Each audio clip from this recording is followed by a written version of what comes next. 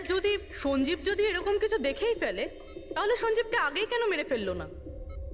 তখন মারতে পারেনি বলেই তো এখন মেরে গেল। সমস্ত রুম বন্ধ ছিল তো খুনি কাঁচ ভেঙে ভিতরে ঢুকেছিল না?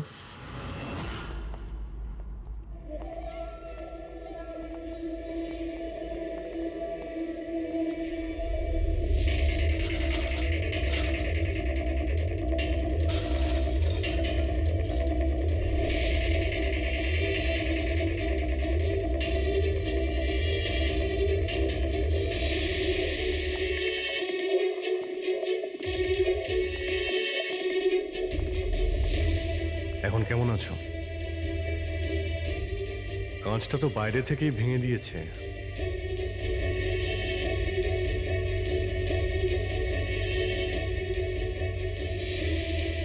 দয়া,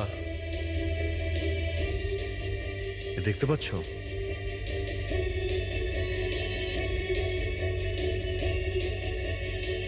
এটাই ব্যাপার। মেরে দিয়েছে, সঞ্জীবকে মেরে দিয়েছে, আর এরা আমাকেও ছাড়বে না। কিচ্ছু হবে না তোমার। যদি মারতেই হতো তোমাকে, তাহলে ও ওখানেই মেরে দিত। সঞ্জীবের কাছে শেষবার কে গিয়েছিল? আগে আমি গিয়েছিলাম, প্রায় 1টার সময় ওর জ্ঞান ফিরেছিল কিছুক্ষণের জন্য, আর জ্ঞান ফিরতেই ও প্রীতির সাথে কথা বলতে চাইছিল। তো আপনি কথা বলেছিলেন? হ্যাঁ স্যার, যখন ডক্টর আমাকে বললেন তখন আমি ওনার সাথে কথা বলতে গেছিলাম স্যার। ও যত তাড়াতাড়ি সম্ভব ওর নিজের ফ্যামিলির কাছে যেতে চাইছিল। আমি ওকে বললাম যে কাল সকালের মধ্যেই ব্যবস্থা করে দেবো। তারপর তো ও ঘুমিয়ে পড়েছিল স্যার। আমারও এখানে একটু চোখ লেগে গেছিল। হ্যাঁ স্যার, প্রায় রাত 3টে নাগাদ ওর ঘর থেকে চিৎকারের আওয়াজ এলো। ওখানে পৌঁছে দেখি স্যার কোনো গ্রামের মানুষ আমার পাশ দিয়ে তাড়াতাড়ি পালিয়ে গেল। ও, তো কেউ কাঁচ ভেঙে ভিতরে ঢোকে, জানালার কাঁচ বাইরে থেকে ভেতরের দিকে পড়ে, কিন্তু যদি কেউ বাইরে থেকে ভিতরে ঢোকে তো তার পায়ে লেগে কাঁচের টুকরোগুলো একটু সামনের দিকে আসা উচিত ছিল। কিন্তু অদ্ভুত ব্যাপার এটাই যে কাঁচের টুকরো আমরা সামনে পাইনি, আমরা শুধুমাত্র জানালার কাছেই দেখলাম। জানেন কিভাবে? ওটা এইভাবে যে কেউ জানলা থেকে ভেতরে আসেইনি, সির্ফ কাঁচ ভেঙে জানলার ও ওখান থেকে পালিয়ে গেছে। এ কিরকম কথা বলছেন আপনারা? যদি কেউ রুমের ভিতরে নাই আসে, তাহলে সঞ্জীবের খুন হলো কি করে? করেনি, খুন সে করেনি। প্রীতিদেবী, আমি আপনাকে একটা প্রশ্ন করব। যদি কেউ বাইরে থেকে ভিতরে না আসে, তাহলে রাত 3টের সময় আপনি কাউকে ভিতর থেকে বাইরে যেতে কি করে দেখলেন? তুমি ওই খুনিকে দেখোইনি, সেটা এই জন্যেই যে ওই খুনিটা আর কেউ ছিল না, তুমি নিজে ছিলে। প্রীতি, সঞ্জীব যখন আমাকে দেখা করার জন্য ডাকলো তখন ও খুব চিন্তিত ছিল। তখন ও আমাকে বললো যে গুহার মধ্যেও কিছু দেখেছিল।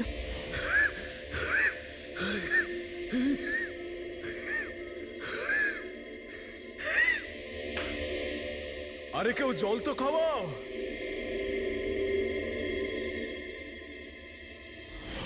এসব কি বলছো তুমি? এরকম কিছু নয় স্যার। এটাই সত্যি, আর এখন মিথ্যে কথা বলে কোনো লাভ নেই।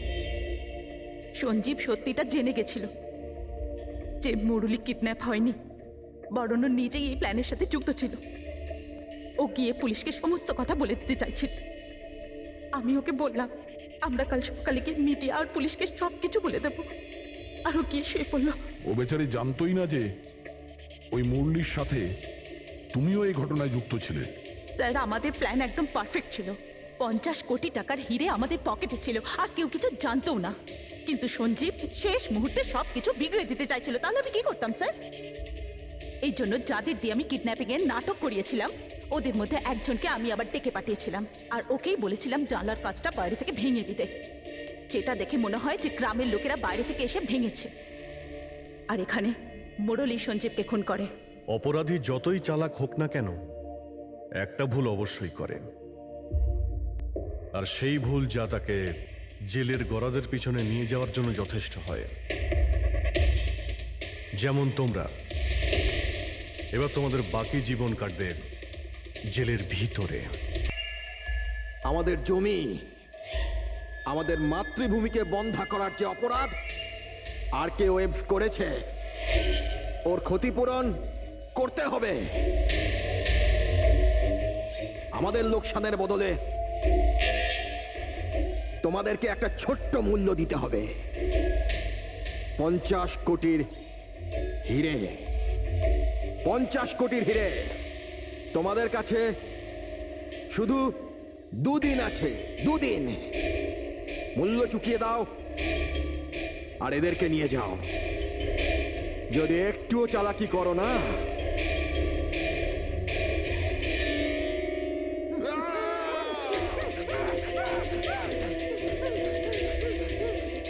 এটা হুমকি নয়, এটা হুঁশিয়ারি। টাকা যদি না পৌঁছয়, প্রথম 24 ঘন্টায় একজন আর দ্বিতীয় 24 ঘন্টায় দ্বিতীয় জন।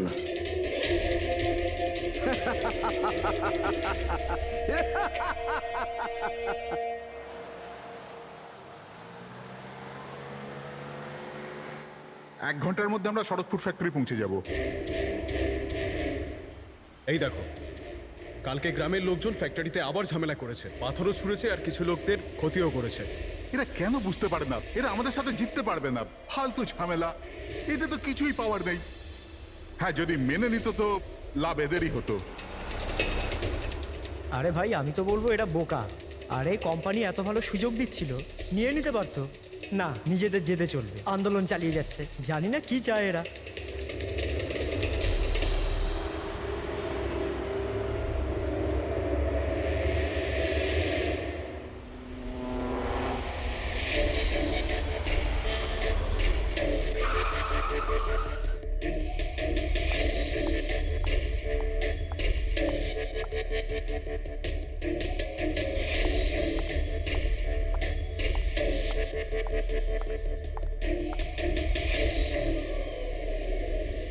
এক্সকিউজ মি, ইয়েস, আসলে আমার কার্ডটা খারাপ হয়ে গেছে, আপনারা একটু দেখবেন?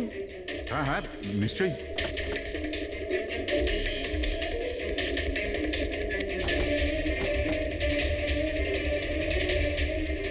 ও, এমনিতে আপনি যাবেন কোথায়? আমাদের সাথে চলে আসুন। আই মিন, আপনাকে ছেড়ে দিচ্ছি। আর দেখুন, আপনি আপনার গাড়ির একদম চিন্তা করবেন না, ওটা ঠিকঠাকভাবে সার্ভিস সেন্টারে পৌঁছে যাবে। সত্যি? ইয়া।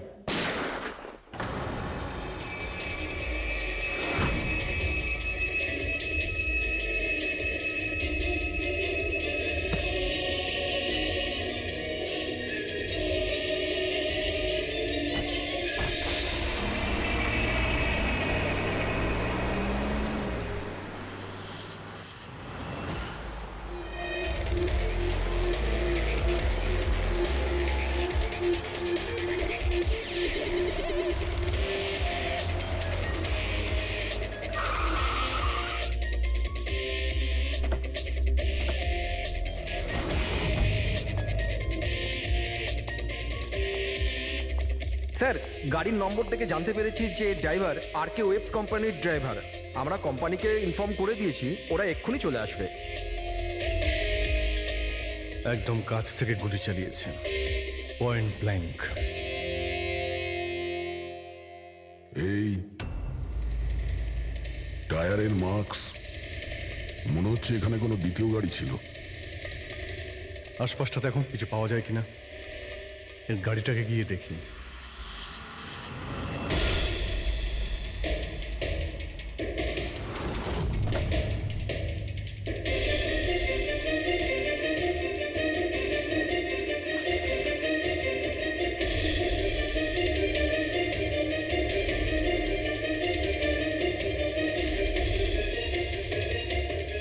তিনটে ল্যাপটপ আছে গাড়ির ভেতরে।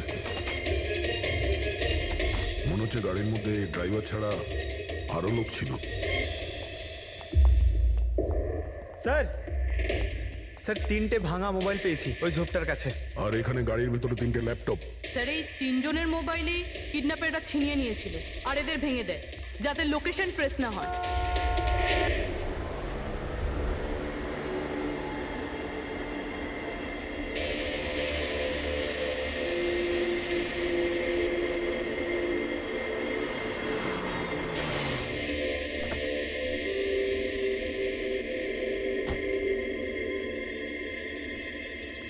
এক্সকিউজ মি,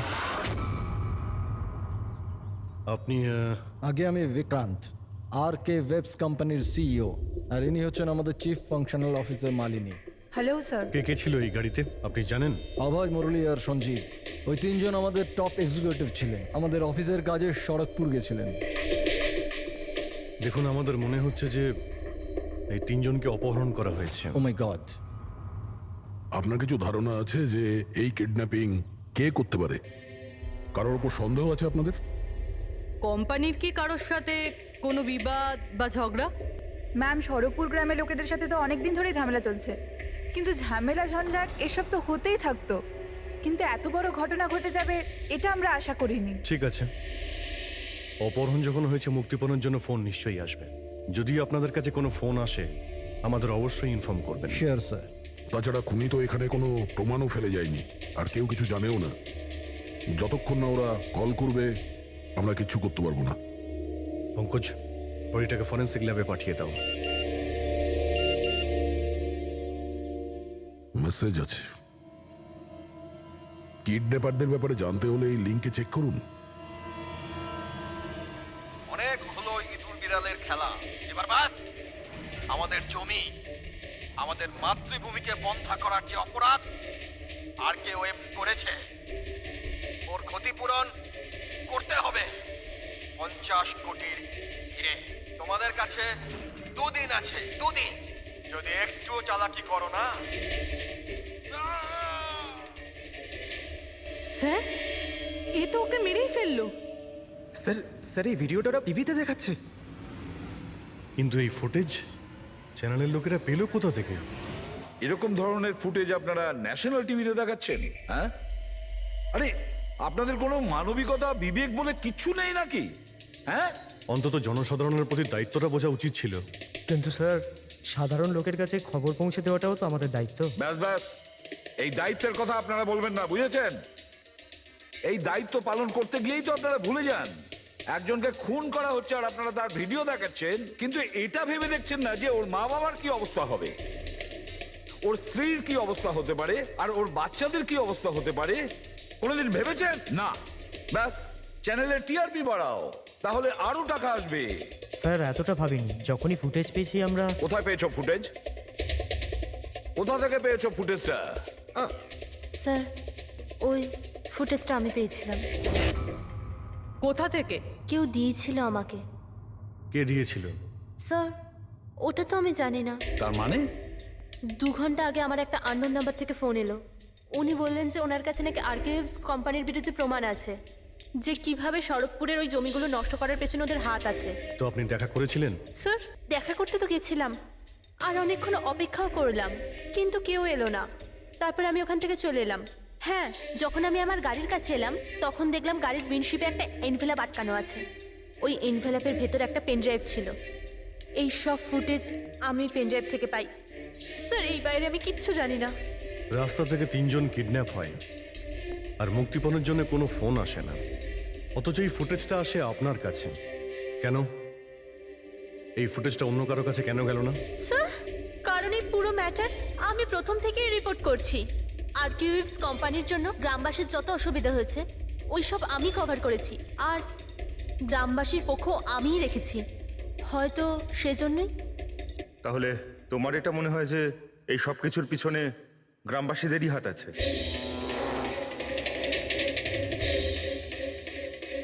জানি না স্যার, এই ম্যাটার 2-3 বছর ধরে চলছে।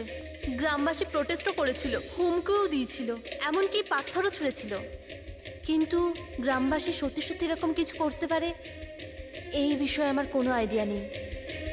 আমরা ঠিক খুঁজে বের করব, ঠিক খুঁজে বের করব এর পেছনে কে আছে। কাউকে আমরা ছাড়বো না।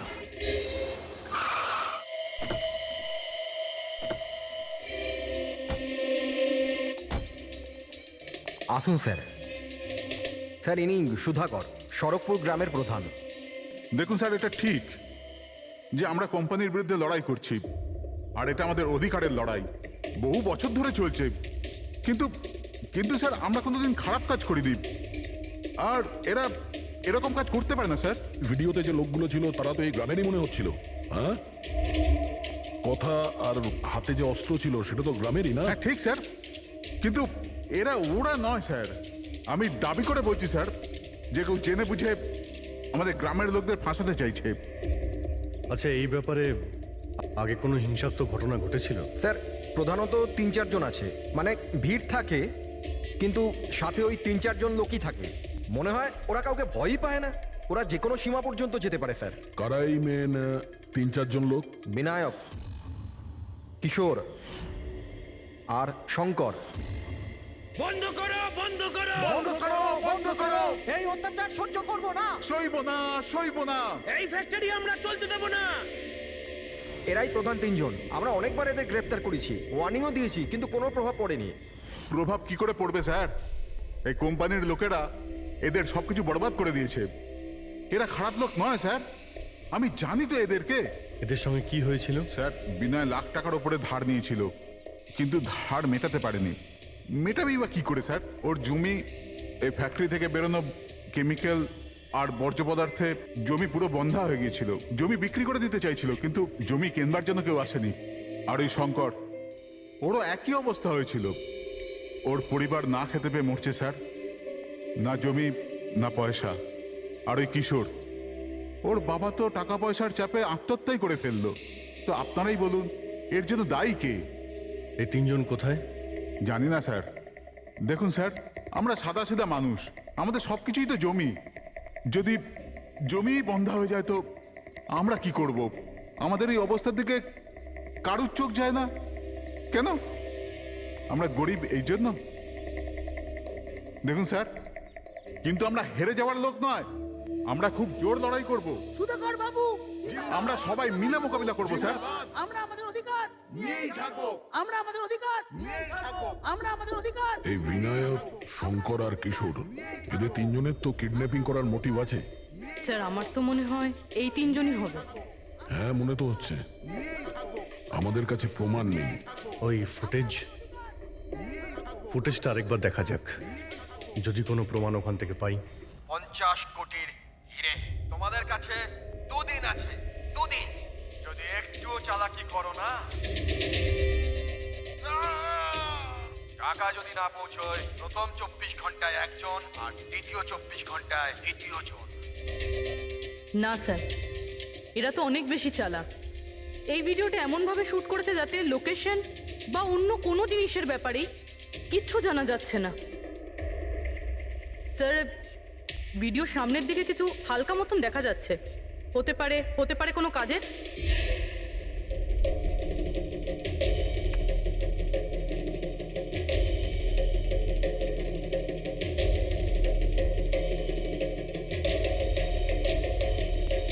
পাথর, একটু স্টপ করো, জুম করো।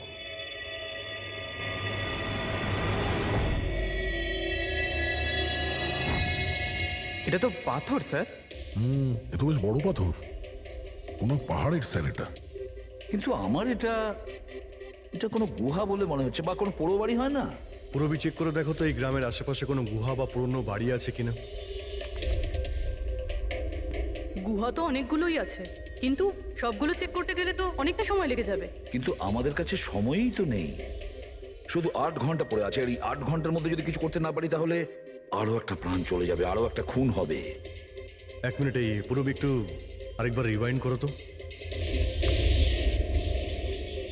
হ্যাঁ, এবার প্লে করো, কিন্তু ব্যাকগ্রাউন্ডের শব্দটা বাড়িয়ে দাও, বাকি আওয়াজগুলো বন্ধ করে দাও। টাকা যদি না পৌঁছয়, প্রথম 24 ঘন্টায় একজন আর দ্বিতীয় 24 ঘন্টায় দ্বিতীয় জন। জল, মনে হচ্ছে জলের শব্দ। দেখো তো আশেপাশে কোনো ঝর্ণা বা নদী আছে কিনা।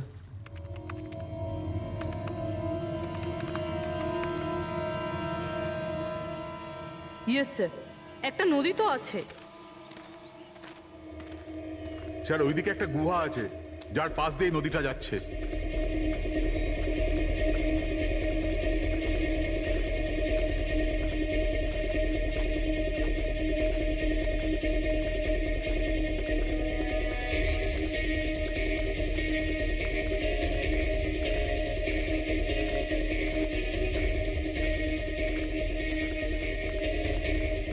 স্যার ওই যে গুহা, ওই দেখুন।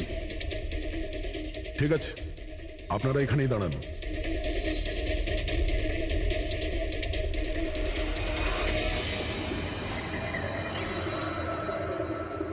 চল চল। এখানে তো খুবই অন্ধকার।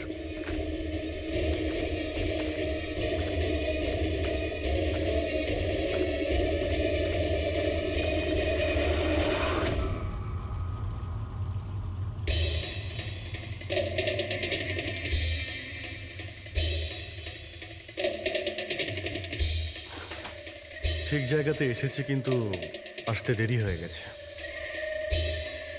মনে হচ্ছে গ্রামবাসীদের জানিয়ে আমরা ভুল করেছি। এদের মধ্যে কেউ খবর দিয়ে দিয়েছে।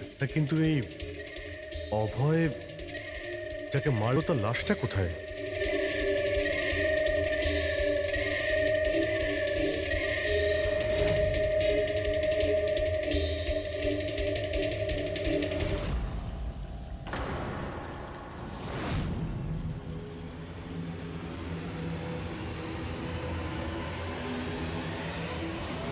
ও নো। অভয় এ তো মারা গেছে। কিন্তু এটা কি 6 PM? স্যার, আমার মনে হয় যে আমাদের কাছে আর কোনো উপায় নেই। আমাদের ওদের ডিমান্ড মেনে নেওয়া উচিত। কি বলছেন আপনি? একবার ওদের কথা শুনলে বারবার তোরা এটাই করবে? আপনারা কতবার ওদের ডিমান্ড পূরণ করবেন? তাহলে স্যার আমরা আর কি করতে পারি? মানুষের জীবন টাকার থেকে অনেক বড়, তাই না? নিঃসন্দেহে, নিশ্চয়ই। কিন্তু এ কথার কে গ্যারেন্টি দেবে যে হিরে পাওয়ার পরে ওরা ওদের দুজনকে ছেড়ে দেবে? কোনো গ্যারেন্টি আছে? হতেও তো পারে ওরা আর বেঁচেই নেই। হতেই তো পারে ওই লোকেরা ওদের আগেই মেরে দিয়েছে। কারণ কিডন্যাপিং এর কেসে বরাবরই এরকম হয়। দেখুন, ওরা বেশি দিন লুকিয়ে থাকতে পারবে না। গতবার তো ওদের কাছে আমরা পৌঁছেই গিয়েছিলাম, ব্যাস একটু দেরি হয়ে গিয়েছিল। স্যার, কিন্তু এই কথা কি গ্যারেন্টি আছে যে এইবার দেরি হবে না? যারা কিডন্যাপ হয়েছে তারা আমাদের সাথে কাজ করতো। তাদের ফ্যামিলিজকে আমরা কি জবাব দেব যে আমরা মেনে নিয়েছি ওরা মারা গেছে, তাই আমরা পয়সা দিতে চাইছি না? এনার পরিচয়? স্যার, এ হলো প্রীতি, আমাদের কোম্পানির পিআর হেড। স্যার, আপনিই বলুন যে কোম্পানির এমপ্লয়িজরা কোম্পানির দায়িত্ব নয়। ওরা কোম্পানির কাজে গেছিল, সেখানে গিয়ে ওরা সমস্যায় পড়েছে। আর যদি ওদের কিছু হয়ে যায় তাহলে স্যার আমরা ওদের কি জবাব দেব? হ্যাঁ স্যার, আর ওই ভিডিওটার জন্য আমাদের কোম্পানির কত বদনাম হয়ে যাচ্ছে। আমাদের কোম্পানির শেয়ারসের দাম পড়ে যাচ্ছে।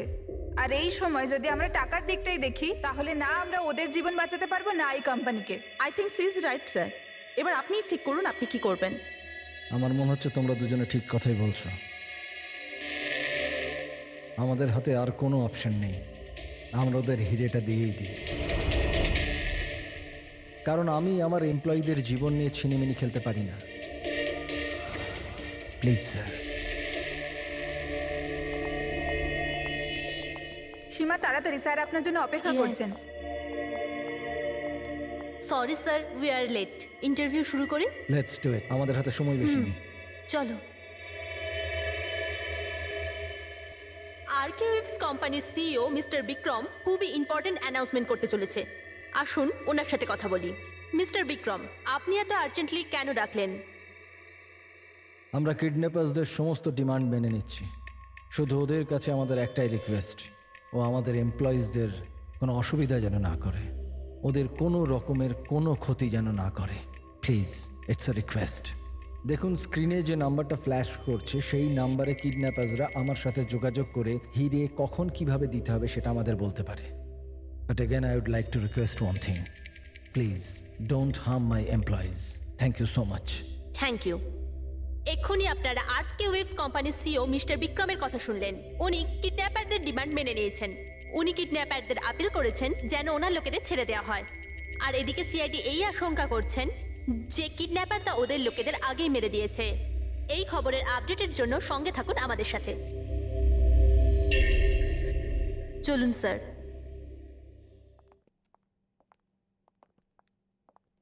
Hello sir. Sir, interview on air হয়ে গেছে। ঠিক আছে, এই নাম্বারটা তুমি সার্ভিলেন্সে পাঠিয়ে দাও, যে কোনো সময় ওদের ফোন আসতে পারে। হ্যালো, আমি কিডন্যাপার বলছি। কিডন্যাপার?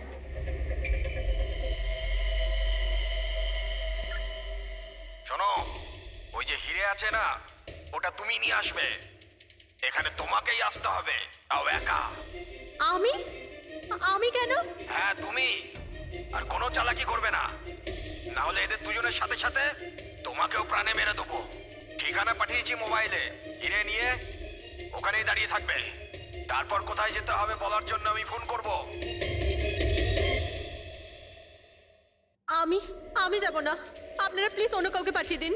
দেখো, ভয় পেও না, তোমার কিচ্ছু হবে না, আমরা আছি তো। দেখো, আমাদের ওই দুজন এমপ্লয়ির প্রাণ তো তুমিই বাঁচাতে পারো, আমাদের হাতে দ্বিতীয় কোনো রাস্তা নেই। কিন্তু আমি কেন যাব? হ্যাঁ, যদি ওই লোকগুলো আমাকে মেরে দেয় তো আমার ফ্যামিলির কি হবে? না, আমি যাব না। আমি বলছি তো তোমার কিচ্ছু হবে না, জাস্ট রিল্যাক্স, ওকে? এই ট্যাবলেটটা খেয়ে নাও, এতে তোমার স্ট্রেস কম হবে। নাও।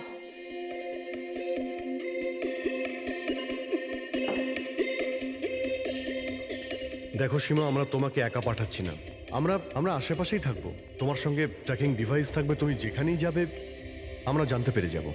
না স্যার, আপনারা কি শুনেননি ওরা কি বলেছিল? যদি আমি কোনো চালাকি করার চেষ্টা করি তো ওরা আমাকে মেরে ফেলবে। স্যার, ও একদম ঠিক কথা বলছে, এও মারা যাবে আর ওর সঙ্গে আমার দুজন এমপ্লয়িও মারা যাবে। স্যার, ওরা যে ডিমান্ড করছে আমাদের মেনে নেওয়া উচিত, আমাদের হাতে আর অন্য অপশন নেই স্যার। আমি অন্তত কাউকে মরতে দেখতে পারি না। আপনারা খুব বড় ভুল করছেন।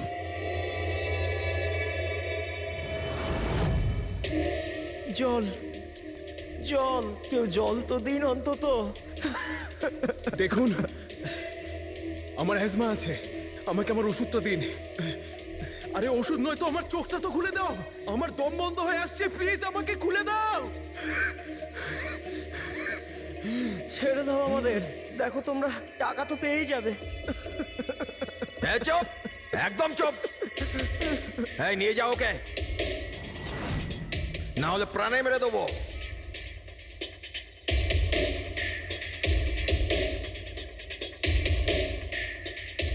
জল খাবি না? জল চাই, এনে। আরে আরে কেউ আমাকে ওষুধ তো দাও।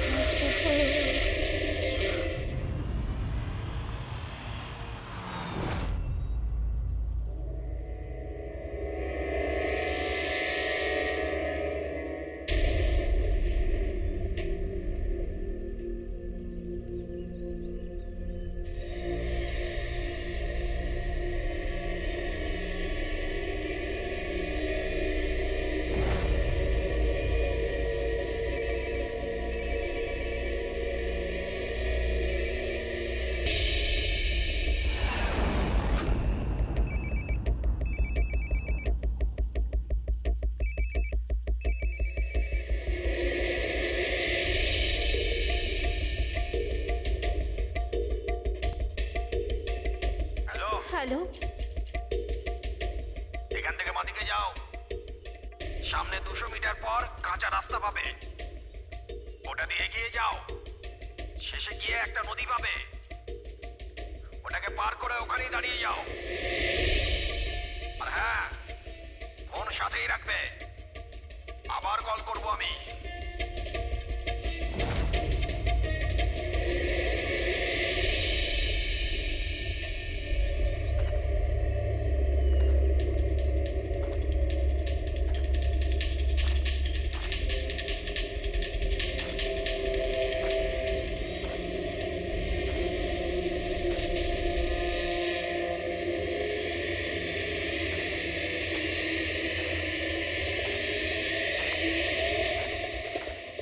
এই সীমার গল্পটা তো এই কেসে নতুন মোড় নিয়ে এলো।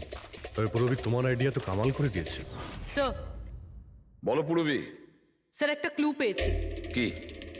এই সীমা এমনি এমনি নিউজটা কভার করছিল না, আসলে এ ওই গ্রাম থেকেই বিলং করে। কি? হ্যাঁ স্যার, পড়াশোনা শেষ করার পর এ শহরে চলে আসে, কিন্তু এর পরিবার এখনো ওই গ্রামেই আছে, আর এই ফ্যাক্টরির জন্যই ওদের অনেক লোকসান হয়েছে। কিন্তু সীমা তো এই কথাটা আমাদের বলেনি? হ্যাঁ স্যার, এরকম তো কোনো কথাই বলেনি ও। সেটাই তো। তার মানে স্যার এই সীমারও তো মোটিভ ছিল এইসব ঘটনায় জড়িত হওয়ার জন্য। হ্যাঁ, হতেই পারে। ওই পেন ড্রাইভটাই ওই পেয়েছিল, ওই কিডন্যাপাররা ফোন কলে ওকেই করেছিল। হ্যাঁ স্যার, আর কিডন্যাপাররাও হিরে পৌঁছানোর জন্য ওকেই বেছে নিয়েছিল। ওই সীমাকে কোথাও একা যেতে দেওয়া যাবে না, ওর ওপর কড়া নজর রাখতে হবে, এমন ভাবে যাতে ও কোনো মতেই বুঝতে না পারে, ও যেন কোনোভাবে জানতে না পারে। আর না ওই কিডন্যাপারদের। হ্যাঁ,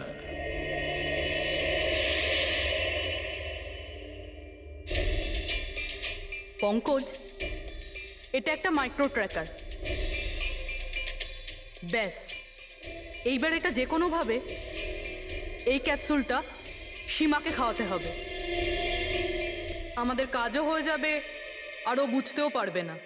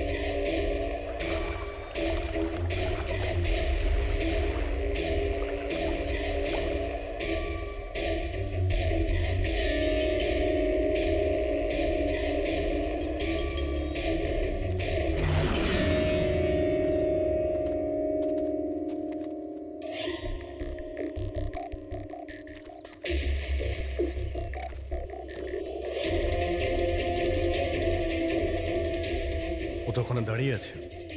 অ্যালার্ট থাকো সবাই, যখন তখন আসতে পারে ওরা।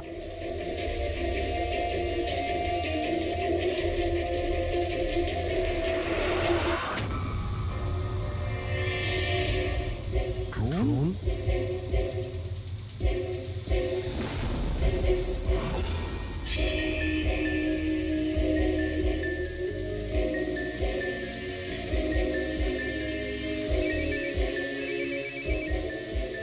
হ্যালো, একটা কাজ করো, তোমার হাতে যে হিরের পাউচটা আছে ওটা ড্রোনে বেঁধে দাও। কিন্তু যেটা বলেছে ওটাই করো, বেশি নাটক নয়, তাড়াতাড়ি করো।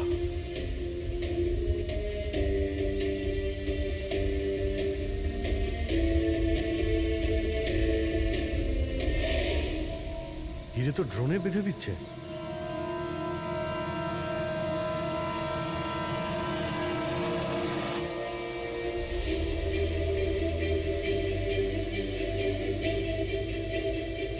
এ তো চলে যাচ্ছে।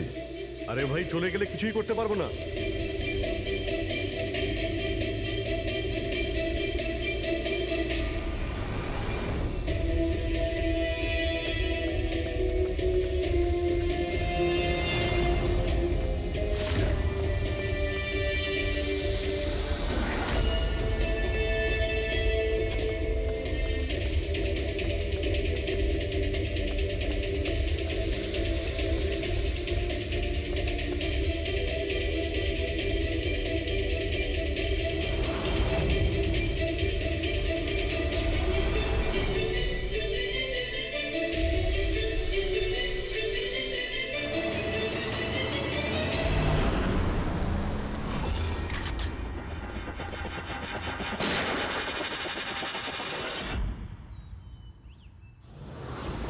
শিট।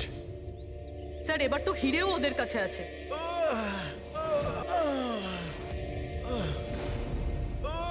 স্যার এদিক থেকে কোনো আওয়াজ আসছে। স্যার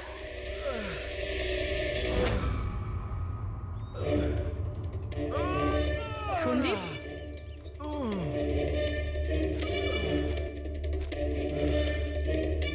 ও নো, মুরলি?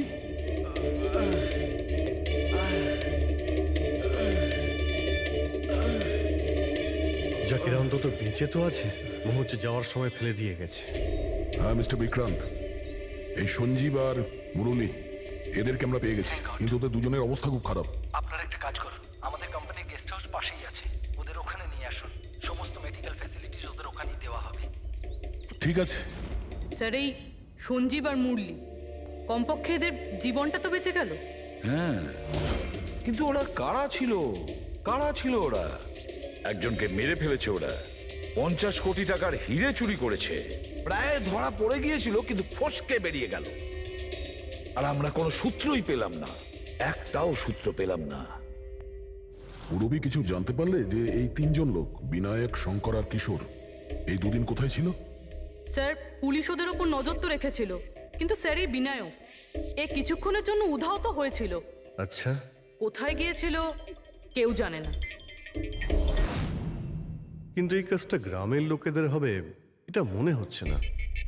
গ্রামের লোকেরা কি এইসব ইউজ করতে পারবে, মানে এই ড্রোন এগুলো ইউজ করা? অভিজিৎ, আজকাল এই ড্রোন কেনাটা কোনো ব্যাপার না, ইন্টারনেটে পাওয়া যায়, যে কেউ কিনতে পারে স্যার। যাই হোক, পঙ্কজ তো গেস্ট হাউসে আছে, একবার যদি সঞ্জীব আর মুরলির জ্ঞান ফিরে আসে পুরো ব্যাপারটাই পরিষ্কার হয়ে যাবে। সঞ্জীব আর মুরলি, এবার আমাদের সবকিছুই ওই সঞ্জীব আর মুরলির ওপর রয়েছে।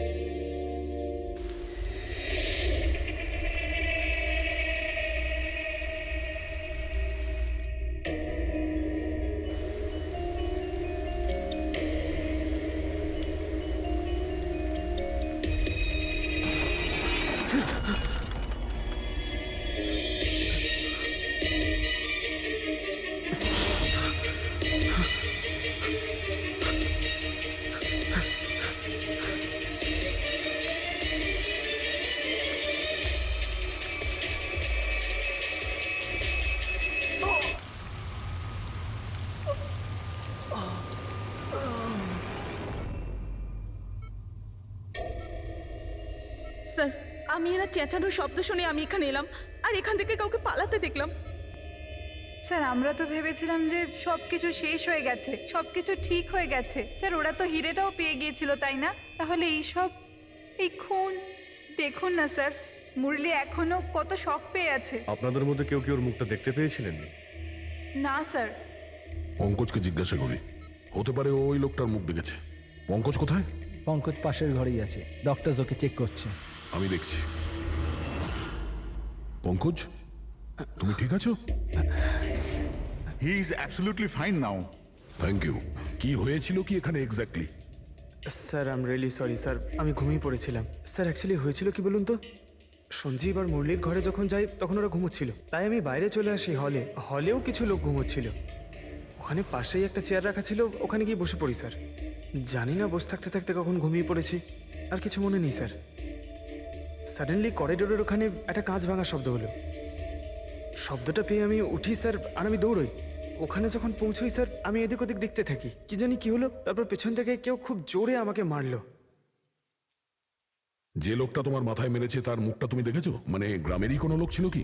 হ্যাঁ, সে তো গ্রামের লোকই হবে। স্যার, ওরা কিন্তু হিরে পেয়ে যাওয়ার ঠিক পরেই সঞ্জীব আর মুরলিকে ছেড়ে দিয়েছিল। তারপরেও এসব। হয়তো সঞ্জীব এমন কিছু দেখে ফেলেছিল যা ওর দেখাটা উচিত হয়নি।